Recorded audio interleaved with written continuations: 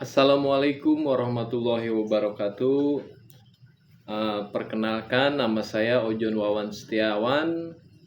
NIM saya 221714, kelas RB1 semester 3, mata kuliah teori ekonomi, dengan dosen pengampu Bapak Edi Suranta Sembiring, SEME. Alhamdulillah, pada kesempatan ini saya bisa berbicara di hadapan media seperti ini. Pertama, terkait dengan tugas UAS mata kuliah ini yang saya bicarakan, yaitu terkait dengan ekonomi. Secara umum, makroekonomi itu ya ilmu yang mempelajari kegiatan ekonomi itu, dari produsen, konsumen, dalam penentuan kuantitas, kualitas, dan harga barang atau jasa di pasar. Pelakunya ya meliputi individu dan perseorangan dan perusahaan. Baik, untuk selanjutnya terkait dengan lebih spesifiknya, yaitu terkait dengan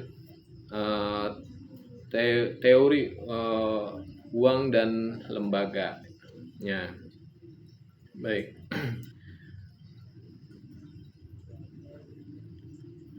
Uang merupakan alat pembayaran yang berlaku untuk semua transaksi jual beli, baik secara langsung maupun tidak langsung gitu. Uang dalam wujudnya terdiri dari lembaran-lembaran kertas dan logam yang dicetak dan dicap, yang dalam kegiatan ekonomi itu sangat membantu gitu. Sistem keuangan modern dengan uang kertas, uang logam, cek, kartu kredit tidak tercipta dalam waktu sekejap. Itu butuh proses gitu ya, tahap demi tahap itu. Seiring dengan perjalannya waktu dan perkembangan zaman, kebudayaan manusia mengalami perkembangan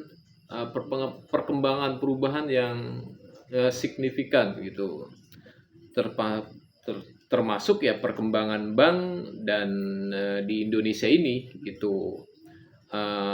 Di sini bank mengalami perubahan yang terus mengalami perubahan yang disesuaikan dengan dunia pasar atau kemajuan zaman gitu. Bank umum dalam pengertian perbankan itu di Indonesia dapat dipersamakan dengan bank konvensional dalam perekonomian negara-negara kapitalis. Di negara yang sedang berkembang seperti Indonesia, fungsi dasar bank umum dalam perekonomian sebagai strategis lah gitu. Ya, pada umumnya bank dikenal sebagai lembaga keuangan dalam menghimpun dana dari masyarakat dan kemudian menyalurkan kembali dana tersebut ke masyarakat, serta memberikan jasanya dalam likuiditas, penyerahan dan peredaran uang gitu. Fungsi utama bank yaitu lembaga yang mengumpulkan dana gitu dari masyarakat dalam bentuk simpanan gitu. Itu terusnya lembaga yang apa ya, tadi mengumpulkan, selanjutnya ya menyalurkan ke masyarakat itu. Ya terakhir ya lembaga yang memperlancar transaksi perdagangan dan peredaran uang gitu. Pengertian uang di sini ya benda yang digunakan sebagai alat ukur pembayaran barang dan jasa,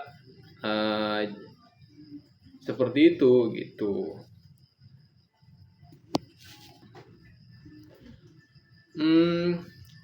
Ketika manusia mulai membutuhkan alat tukar untuk melakukan transaksi demi mencukupi ya kebutuhan hidup gitulah ya.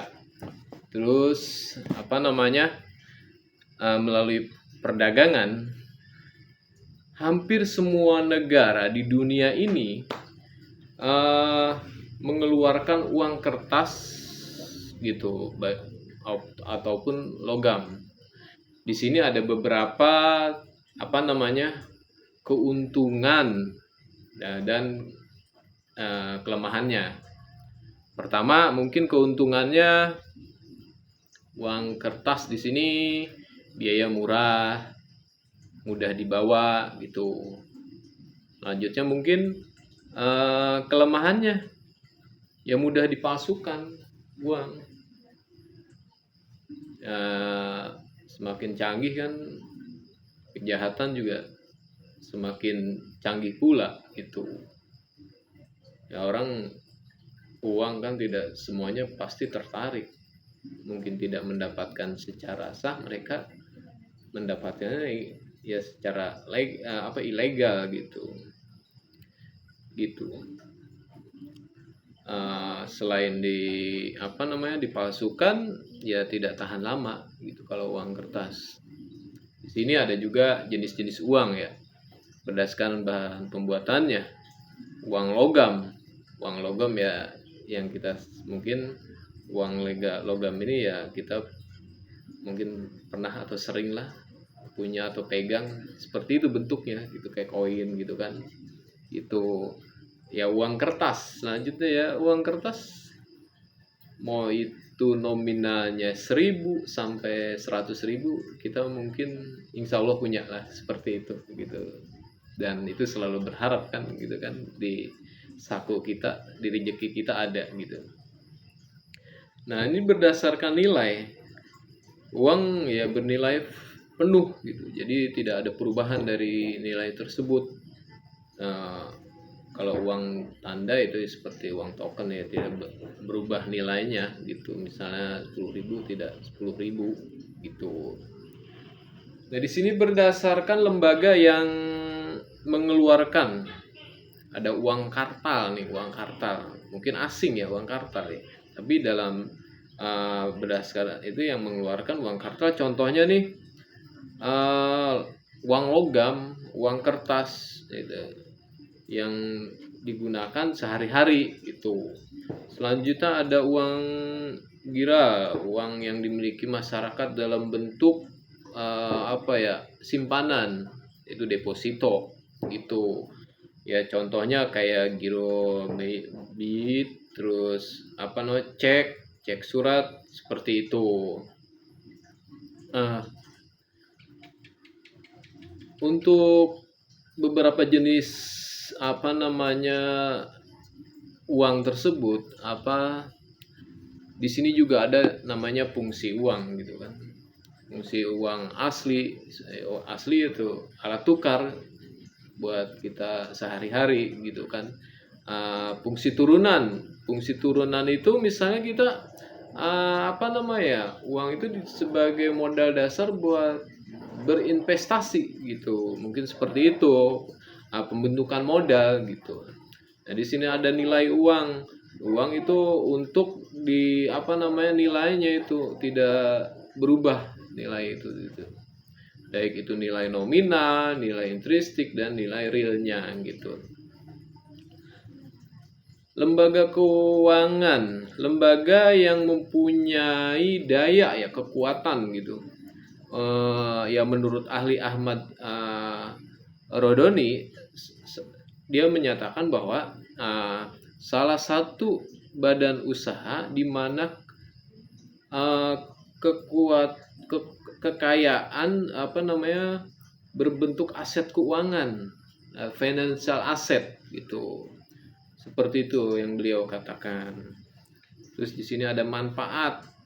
Ya manfaatnya ya pengalihan aset, relokasi pendapatan dan transaksi itu. Di sini ada jenisnya, lembaga keuangan atau lembaga keuangan bank ya. Seperti itu. Kesimpulan dari yang saya tadi bawakan bahwa keberadaan uang itu menyediakan alternatif transaksi yang lebih mudah itu.